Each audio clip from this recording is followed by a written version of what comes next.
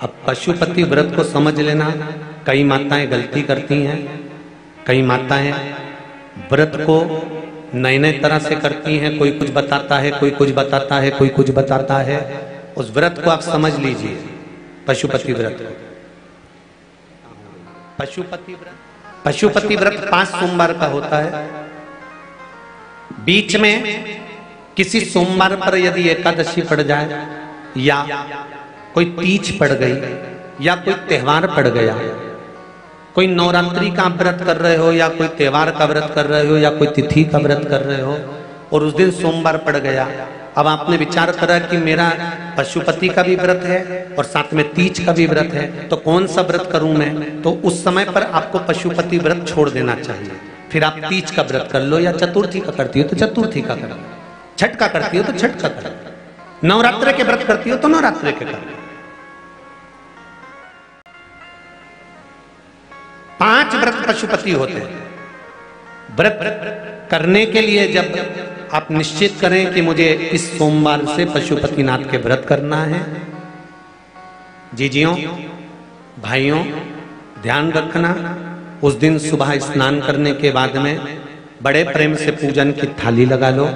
उसमें चंदन, अबीर, गुलाल, जो भी आप रखना चाहें, रौली, चावल, मूली, जनेऊ, पंचामृत, चाहो तो अलग अलग ले जाओ, चाहो तो एक साथ मिलाकर ले जाओ।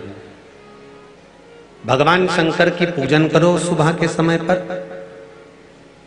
और शिव जी का पूजन कर कर, आराधना कर कर भगवान शंकर से प्रार्थना करो, हे शिव जी, हे ओगड़दानी, हे त्रिकालदर्शी, हे कैलाशी, अविनाशी, आज से मैंने पशुपति व्रत प्रारंभ करे।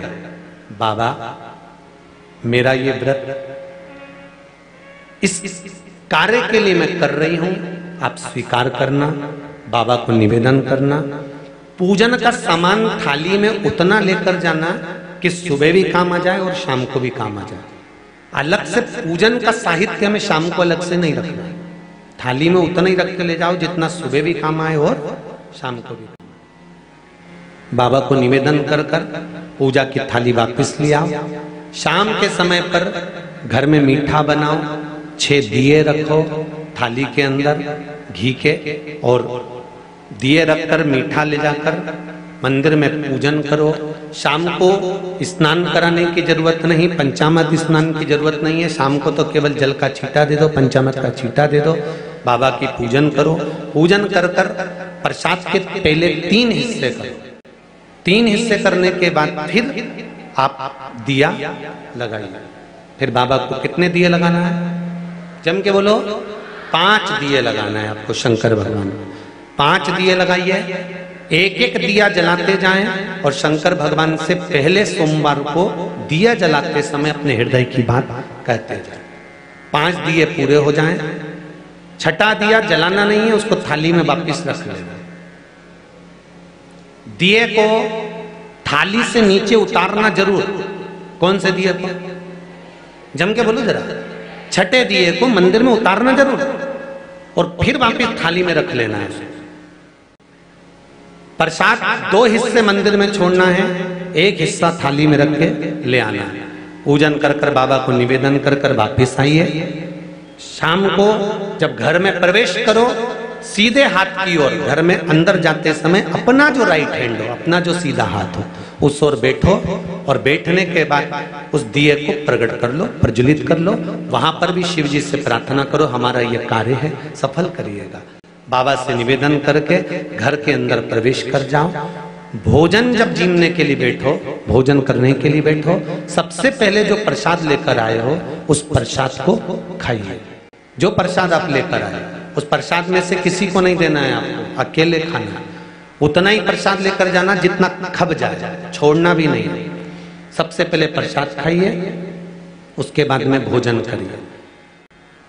इस व्रत में सुबह आप फलहार कर सकते हो, शाम को भोजन कर सकते हो।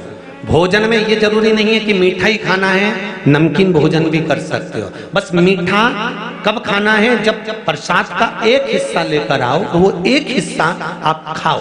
उसके बाद में जब भोजन करो तो नमक का करो, कोई मना नहीं, मिर्ची का करो, पर उसमें दिखावा ना करो और भोजन करें।